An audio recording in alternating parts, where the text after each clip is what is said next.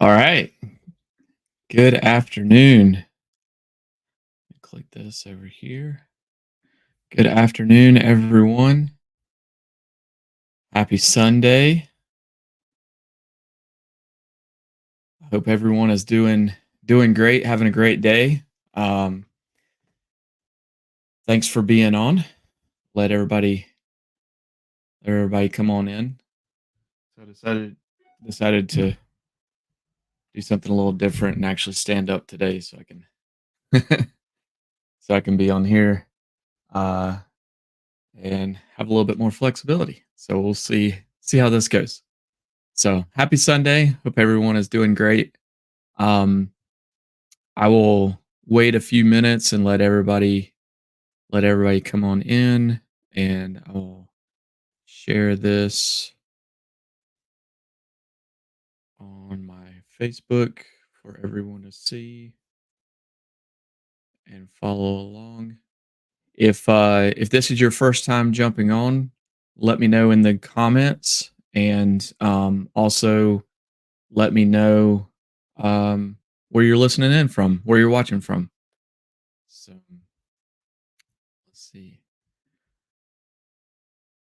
Hope everyone is having a great last day to their weekend. Hope everyone has had a great weekend. It's been fairly decent weather here. Let's see.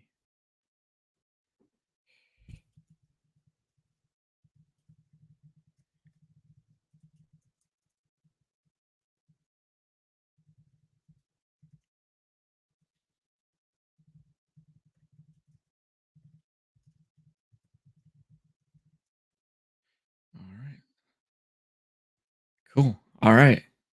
Looks like we got a couple of folks on this morning or this afternoon. So this is good. This is good.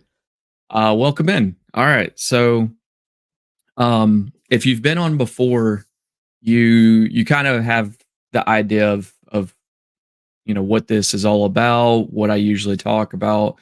Um, and so today I kind of wanted to take a step back.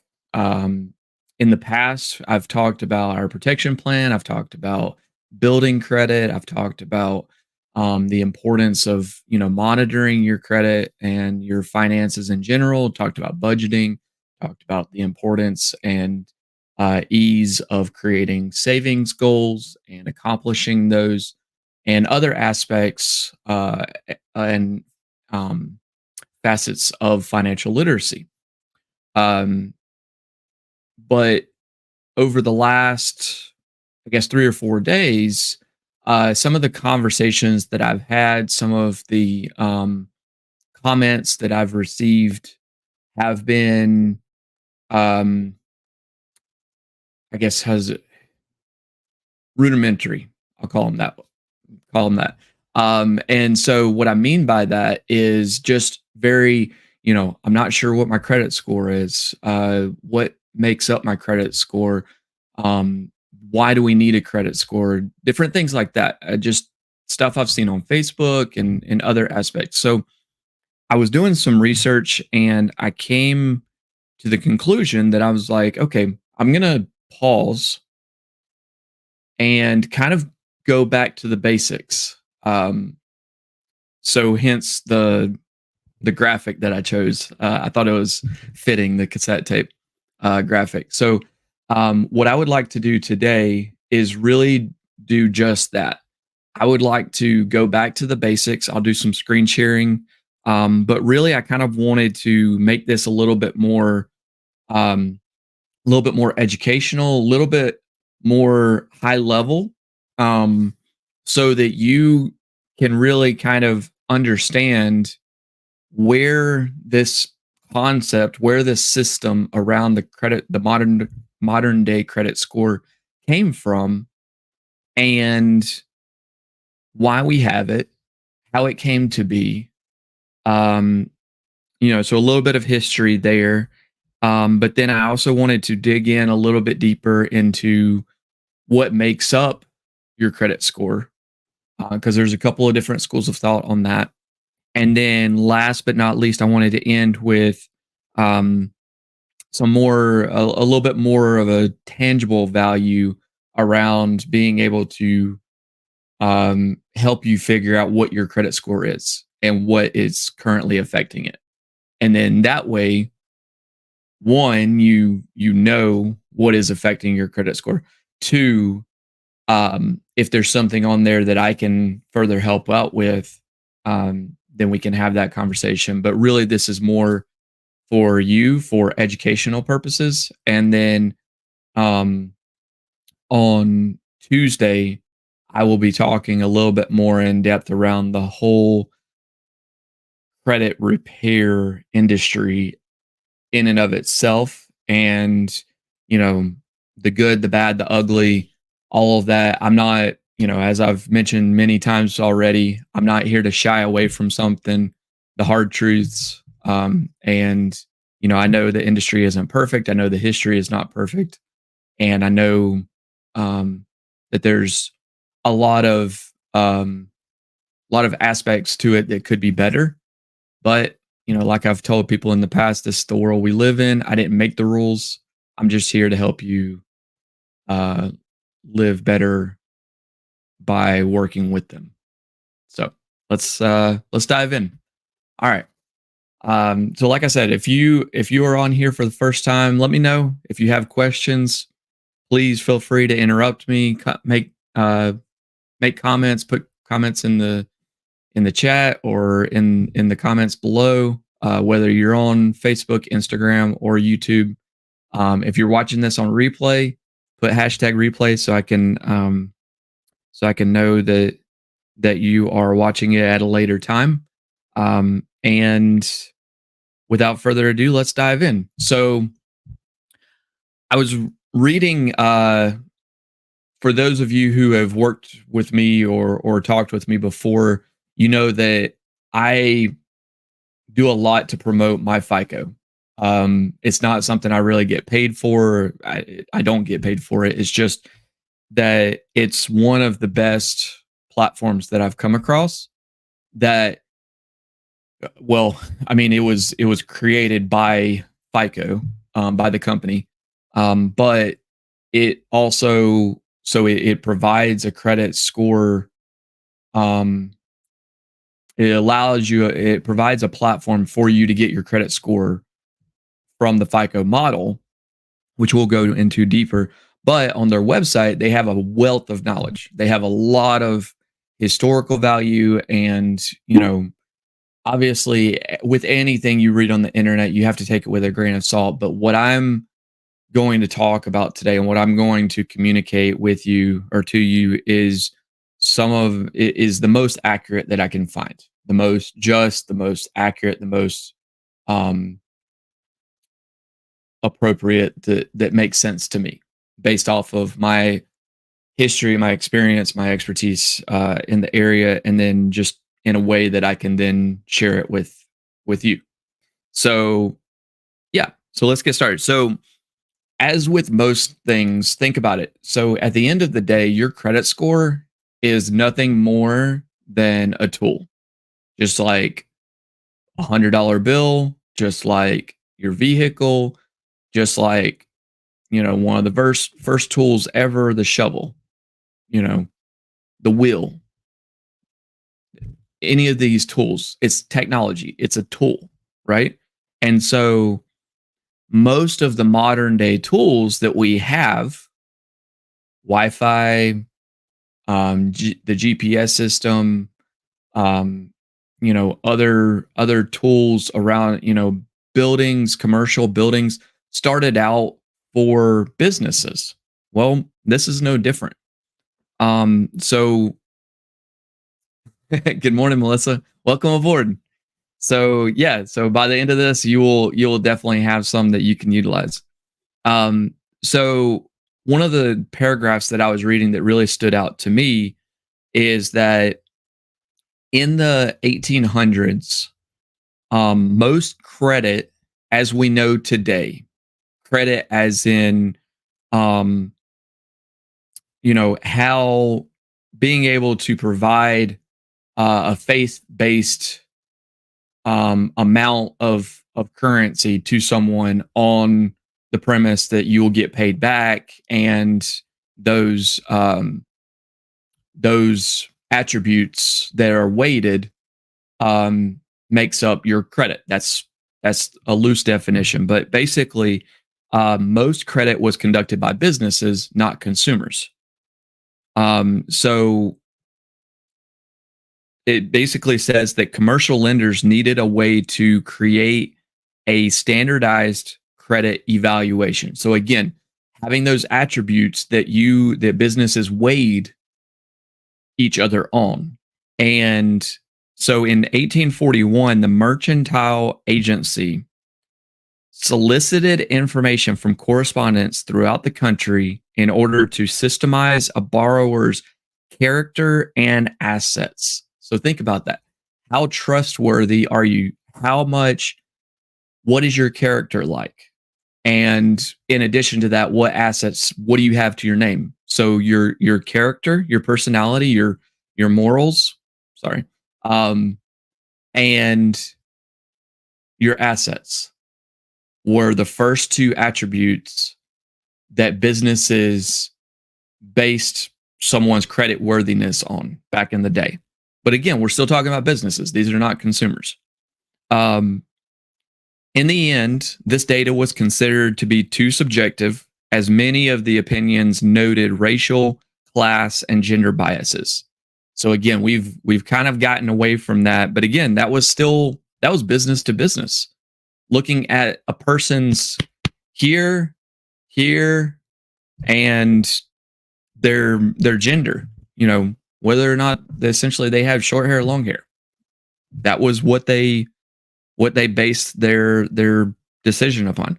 So it says subscribers to the Mercantile Agency, and you'll start to kind of put some pieces together, renamed R.G. Dunn and Company, and its rival, the Bradstreet Company, demanded a simplified evaluation method. And it was during this time that two important things happened. The two companies merged into what we know today as Dun and Bradstreet, and an alphanumeric system for credit evaluation was created. Again, still talking about businesses. Okay, it was not until the 1900s that the everyday citizen's income increased and they desired to have more of a middle class life. So this was not meant to be for everyone, essentially. Again, the first cell phone was not meant to be for everyone. The first solar panel was for commercial application. In fact, it was to supplement Exxon. Little tidbit there. A lot of the technology that we have today was not meant to be for everyone, but here we are. So it says, as those things were increasing, and as people were modernizing, it was time for the credit reporting sector to develop ways to evaluate not just businesses but consumers. And so I thought this was pretty neat. Atlanta's Retail Credit Company, RCC, did just that by collecting data on millions of Americans. Could you imagine if they did that today? People would lose their minds. I know that they still do that, but if people really understood how people, it was basically a social experiment. However, in addition to credit information, the company also gathered data on individuals' social, political, get this, and sexual lives too. And when RCC revealed plans to computerize this data, the government wouldn't allow it to happen. It's pretty wild, isn't it?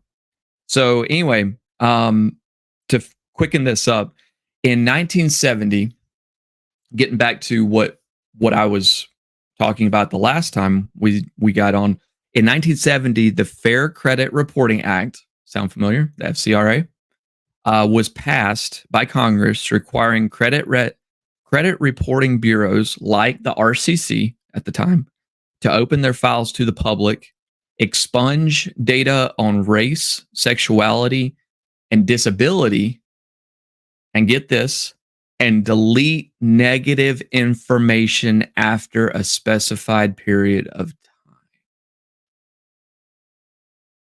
Okay. Okay. It says, although the FCRA had a slight negative effect on RCC's reputation, the company remained intact and in 1975 changed its name to Equifax. Has anybody ever seen the Equifax building in Atlanta? Okay. Over time, Experian and TransUnion were created, and these companies are now considered the top three credit reporting agencies. Remember what I told you? There are plenty more. There are probably a dozen or so others that report credit. It's just that these are the top three. With such immense demand for the services of these agencies, they continued to have difficulty interpreting and comparing their reports.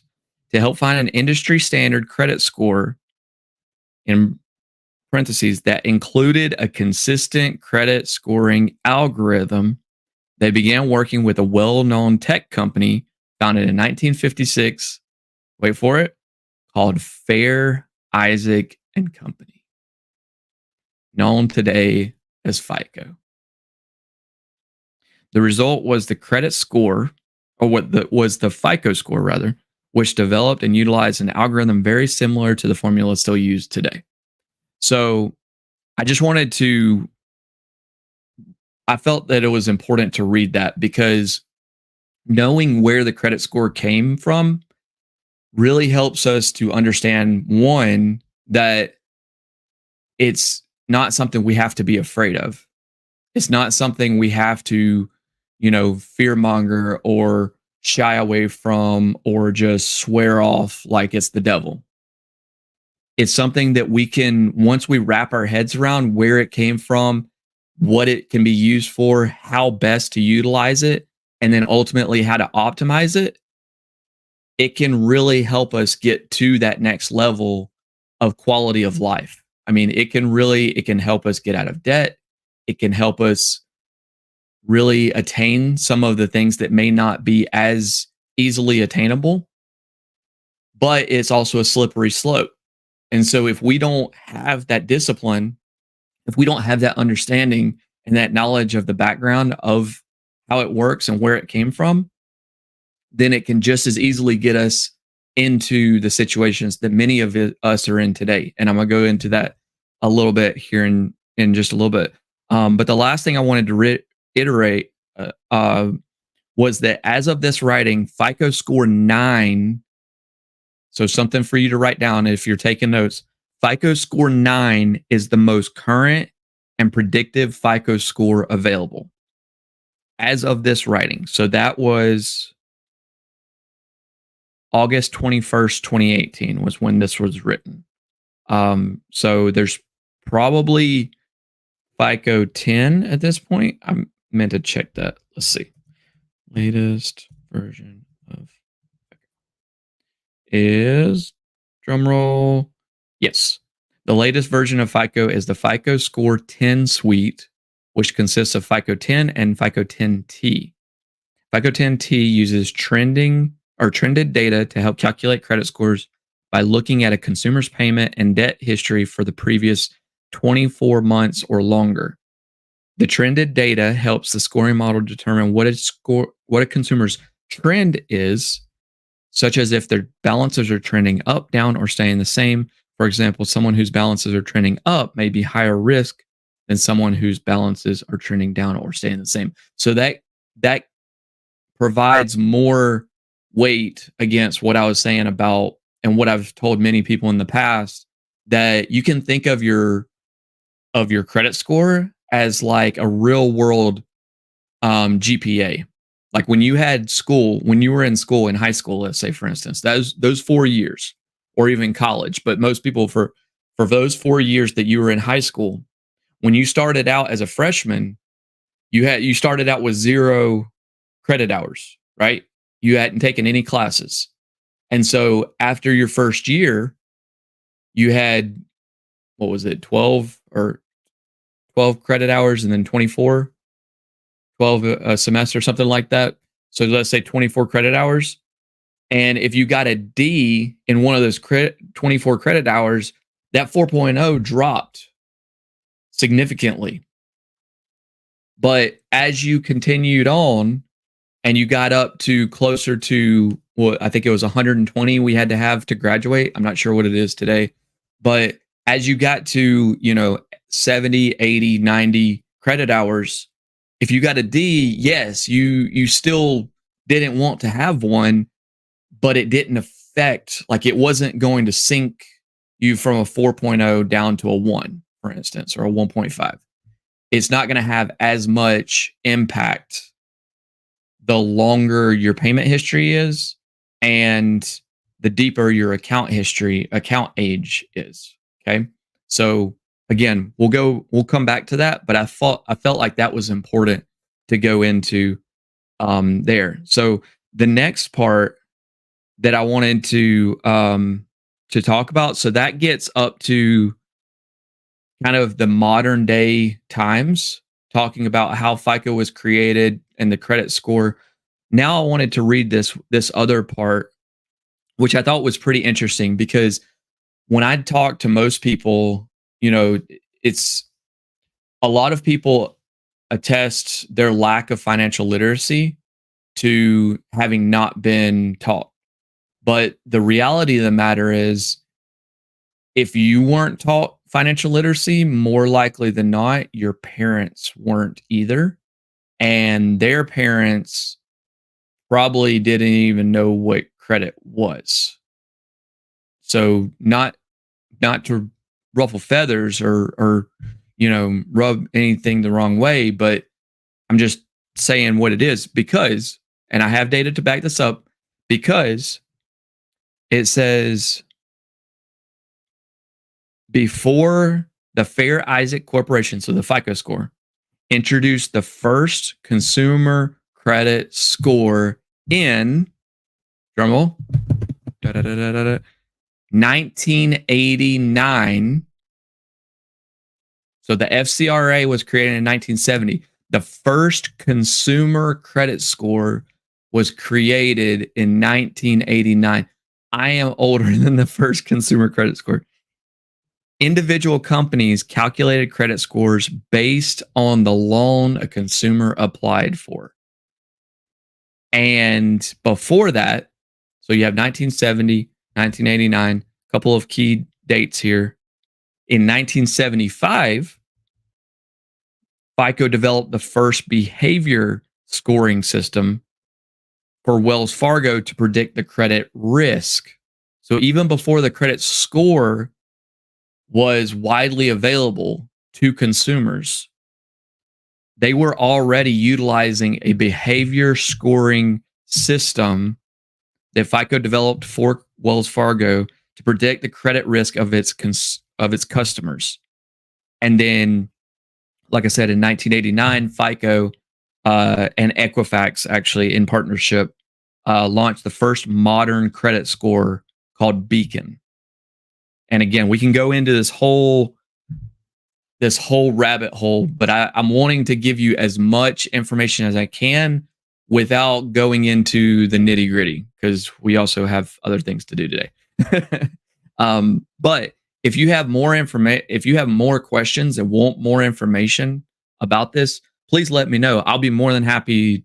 All of this data I can provide to you.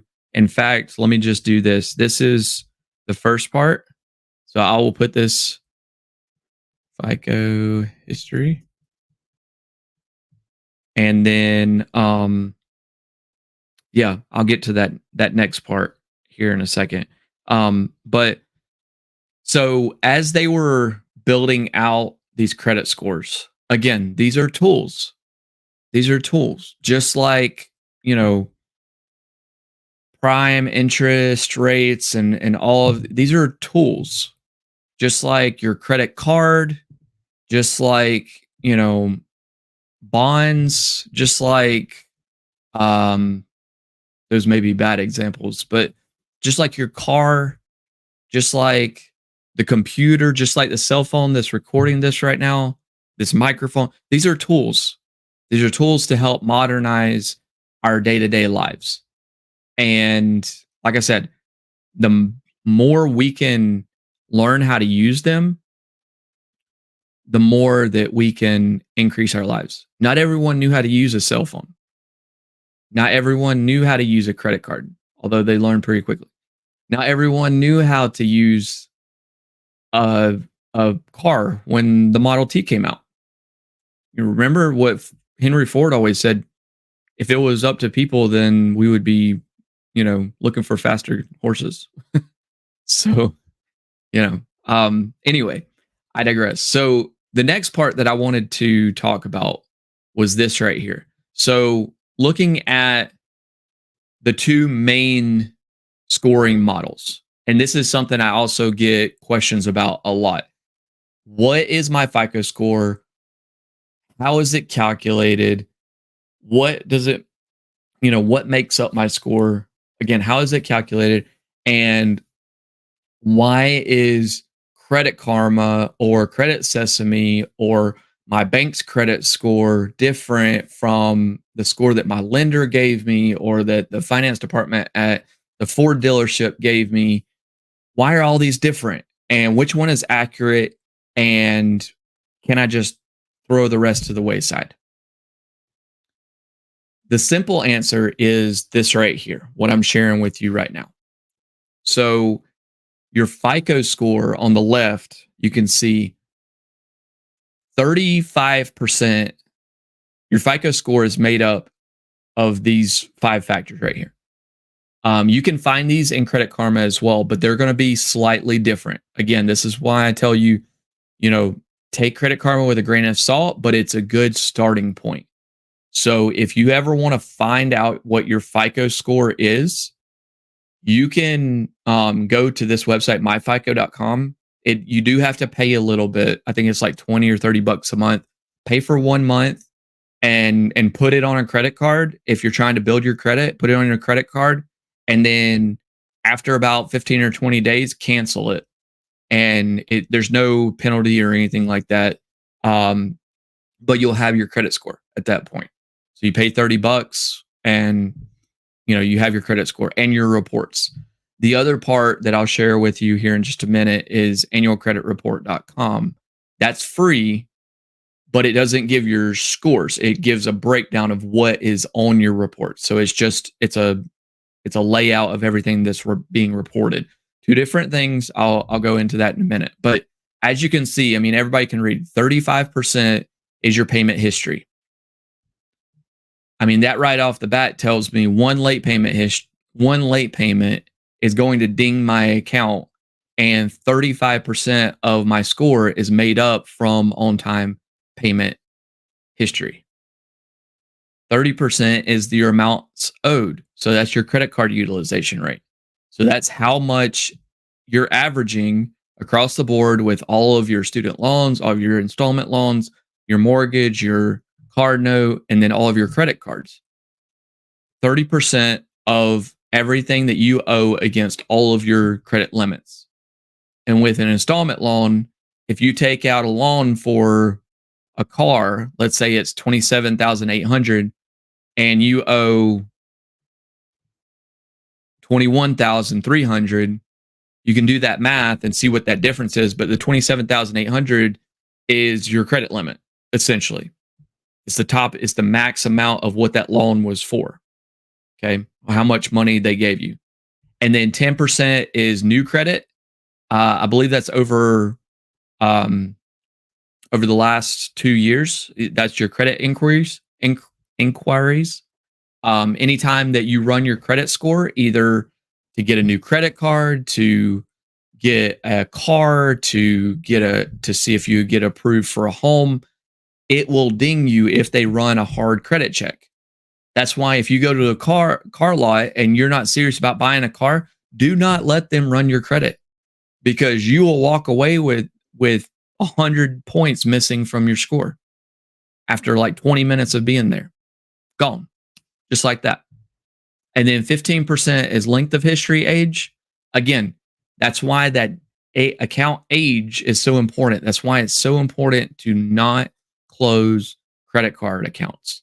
That's why it's so important to, even more so, to let those credit card accounts deepen and age, because if you have an installment loan and it closes because you paid it off, because it's going to once you pay it off, you have to have account age to offset.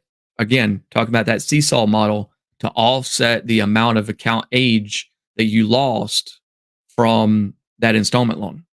And then last but not least, 10% is your credit mix. So this is a mixture. Again, going back to that seesaw.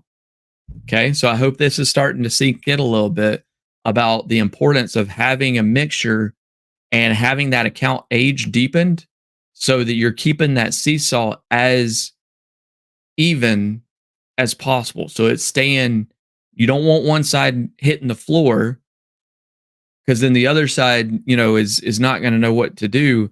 So you need to have both weighted about even, so that it's going to fluctuate like this, but you want to have them you want to have sorry, one second. There we go. You want to have that equal going back and forth. Okay. So that's your FICO score. And you can see on the other side, let me see. I thought that there was, you can see on this side, I was trying to find a range for your Vantage scores, but you can pull it up in Credit Karma. So this shows the differences. Yeah. So, you can think of them like Pepsi and Coca-Cola of the financial world. So different founders, minimum scoring criteria, points value. So for instance, payment history with a Vantage score is 30% versus 35%. But this is the biggest difference that I wanted to share with you right here in the ranges. So most people know a credit score of an 800 is excellent. That's like the golden, that's the target for most people. But it actually goes higher than that, up to 850. But that's the threshold for FICO. Again, FICO is more commonly used with Vantage scores, or excuse me, more commonly used with lenders. I was reading the Vantage score. Lenders with, mortgages, car notes, different things like that. But Vantage score is something that you're going to be looking at, or should be looking at, every day, or at least a good number of times a week. And so knowing those ranges are just as important as knowing the FICO ranges. So an exceptional Vantage score starts at 781. That's why it may say that you have exceptional credit if you have a 790, let's say a 790, but then your lender runs your credit and it's like, oh, a 790. Well, no, it's just good to very good. Or you may have, let's say, a 650. Okay. With a Vantage score, a 650 is good. With a FICO score, a 650 is fair, borderline poor. Okay. So if we take another one, if someone is trying to go for a 580,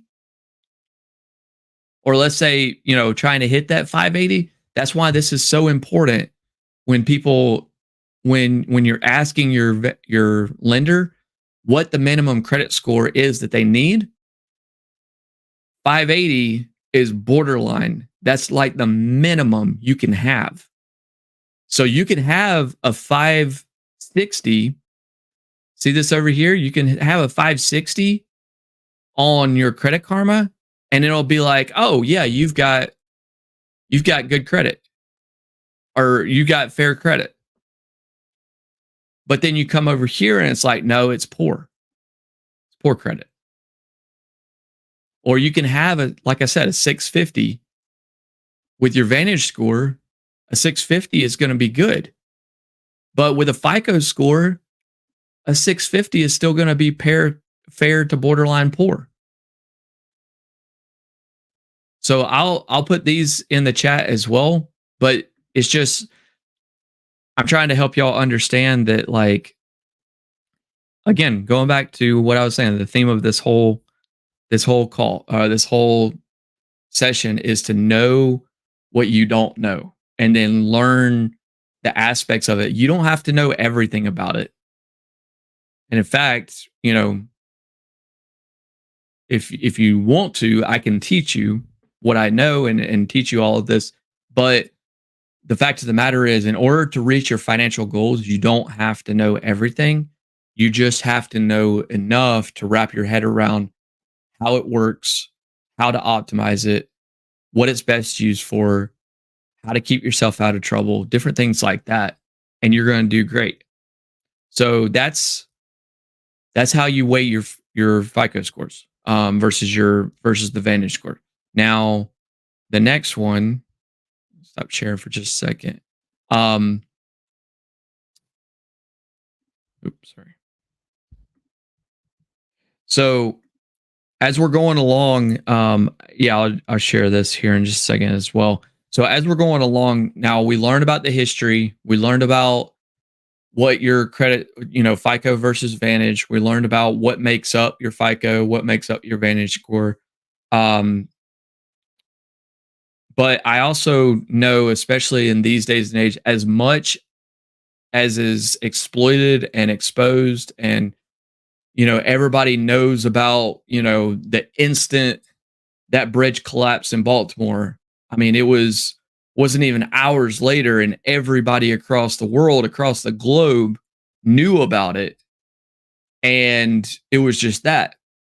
But here's the thing: if you had to take a wild guess, how many Americans have excellent credit today?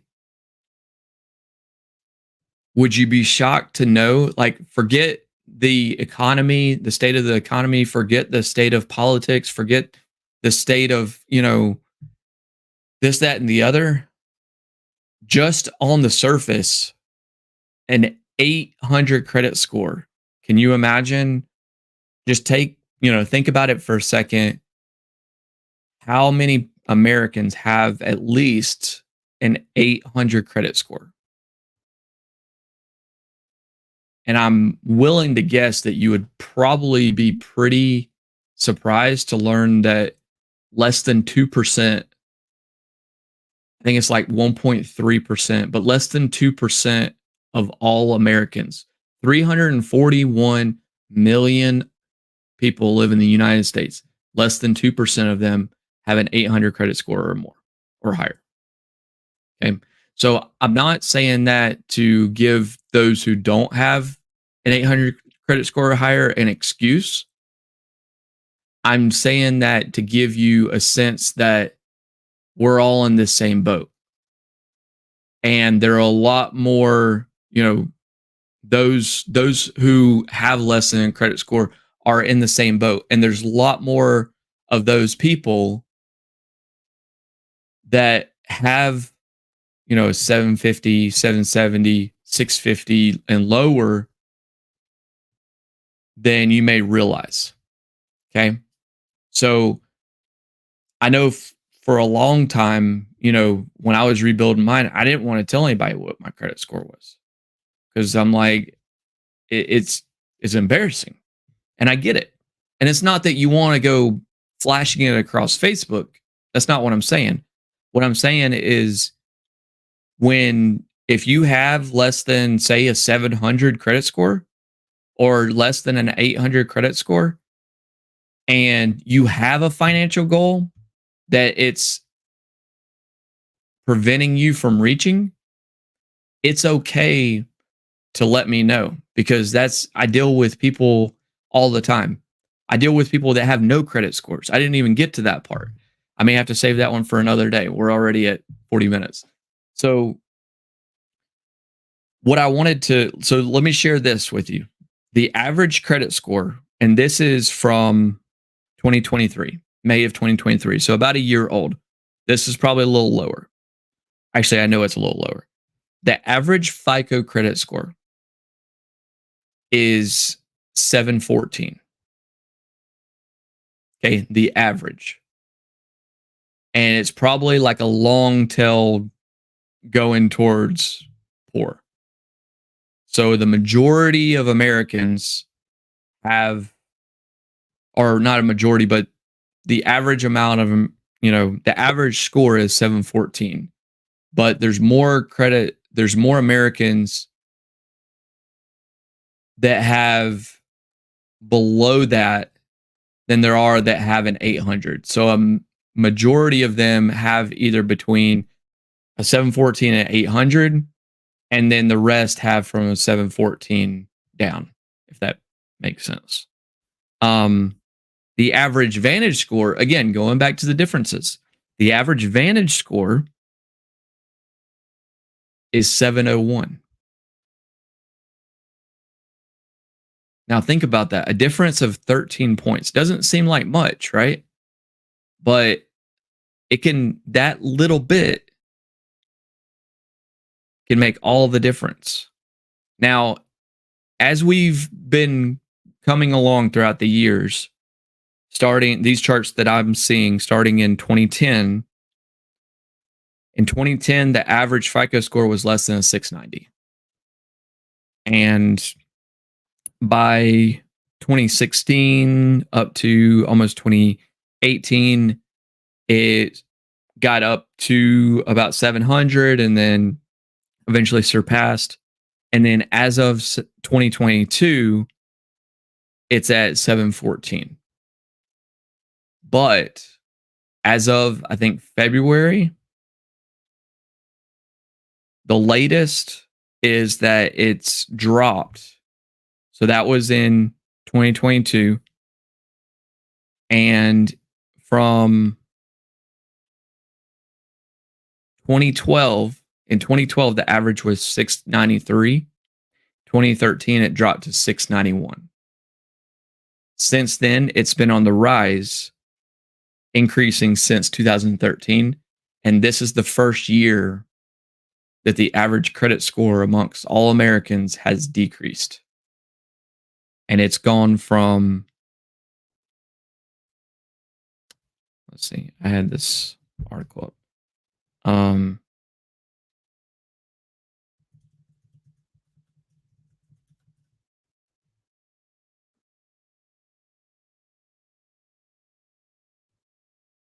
So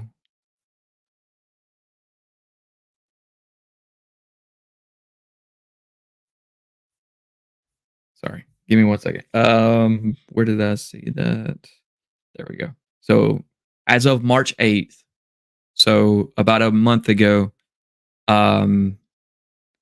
it said in October 2023, the most recent period for which data is available, the average FICO score was 717. That's a 1-point decline from April of that year, April 2023, when it reached a record high average of 718. Interest rates and persistent inflation were cited as factors contributing to more missed payments and increased debt levels. On-time payments represent, and then it goes into that. As of October 2023, a little more than 18% of Americans were at least 30 days behind on one or more credit cards. A 4% increase from April 2023. Credit card debt hit $1.13 trillion in Q4 of 2023, according to the Federal Reserve, an increase of $50 billion from the previous quarter. So I say that to say, again, there are a lot of people in this boat, but that just means that my job is that much more important. And I want to put myself out there even more than I have been, knowing that these are the statistics, knowing that I have a solution that can help you. And so again, I want this to be as education based. I'm not here to pitch anybody. I don't want to make this seem like you have to buy something from me in order to get value, in order to be helped. That's not the case. I never want that to be the case. And if you ever thought that that was the case for me, I apologize, because financial literacy should be free. In fact, it should be a right. Unfortunately, up until now, it's not. But here we are. So the last part that I'll leave you with, according to the Consumer Financial Protection Bureau, there's a website or web page on their website, and I will put this on. I'll put this as a comment where to find.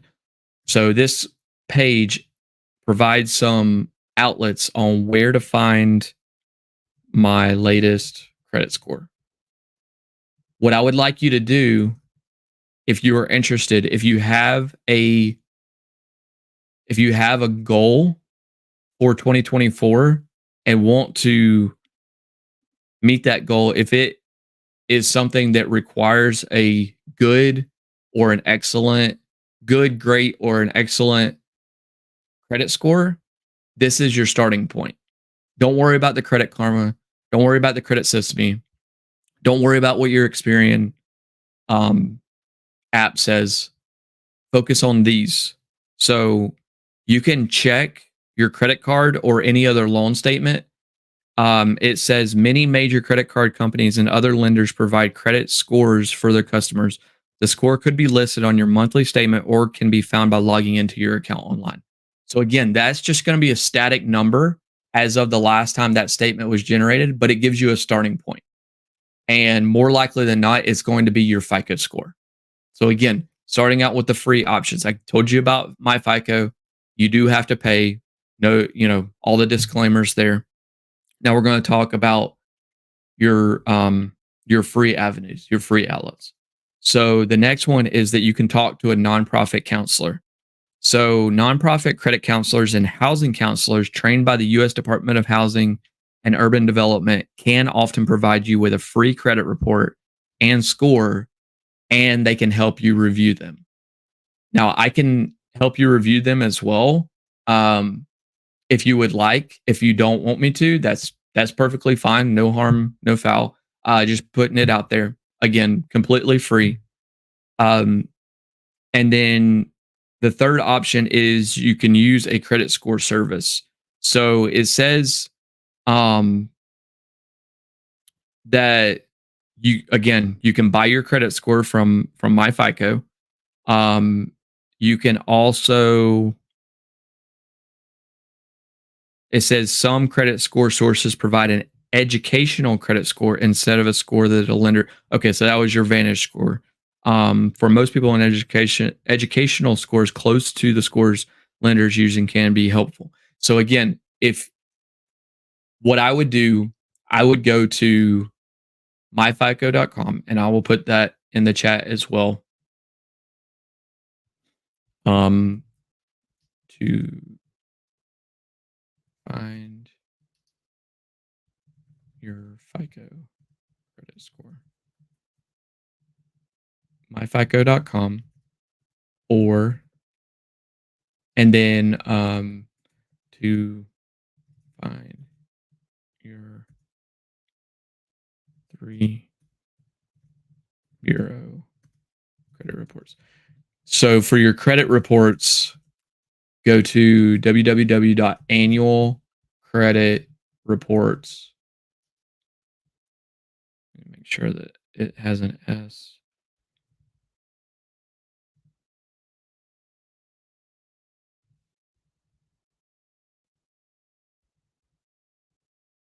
Does not. Okay. Annualcreditreport.com. And you can put in your information there, and it will allow you to download your reports from TransUnion, Equifax, and Experian. You can do that. I'm pretty sure you can do that daily if you would like to. You don't have to, because nothing is going to change. I would say probably once a month, or if you want to, once every couple of weeks. If you're actively working on it, timetable like that. Um, but yeah, that's where you can start. And once you know what is on your reports, then you have a starting point. You know how you can go through and highlight, just like you were doing. We did that exercise with your budget, with your bank statements. You can go through and highlight the sections. Okay, here's what I have under derogatory items, meaning your default accounts. Here's what I have as far as late payments. Here's what I have as far as hard inquiries. As far as negative items go, if you focus on those three areas first, and again, a lot of that is what I do. So it just becomes more of a convenience. And we can be doing that for you while you're focusing on other things like building up your budget, like paying off credit cards or paying off other outstanding debt. And it just makes life a whole lot easier. But if you want to go about it yourself, that's where I would start. Start with what's on your credit reports, the negative items, and then see what the ages are of your accounts that are still active or current in good standing. One of those terms will be used. And those accounts are still open, and you can build those up. You can build up the account age, you can pay down the balances on those. And if it's a revolving account, if it's a credit card account, get those below 10% and then just let them revolve. So I hope this has been helpful. I really hope that this has provided some value. I just want to thank those that jumped on with me today. Like I said, Tuesday, if you got value from this, please let me know. And please invite somebody to jump on Tuesday. And I will be talking about more in-depth information on credit restoration, credit repair services, the industry as a whole. Um, you know, the good, bad, and the ugly. Again, I have nothing to hide. I want you to feel comfortable. If you or someone you know is needing something that I can help out with, I want you to feel comfortable coming to me, even if it's just to ask questions. I want you to be able to reach out, say, Jordan, what about this? Hey, Jordan, can you help me out with that? If I go through you, what will it cost? How long will it take? I enjoy all those questions. Please let me know. I want to know if I can help you out, because otherwise I have no idea. So until Tuesday, I hope y'all have a great rest of your Sunday, and I hope you have a great start to your week. Talk to you soon. Thanks.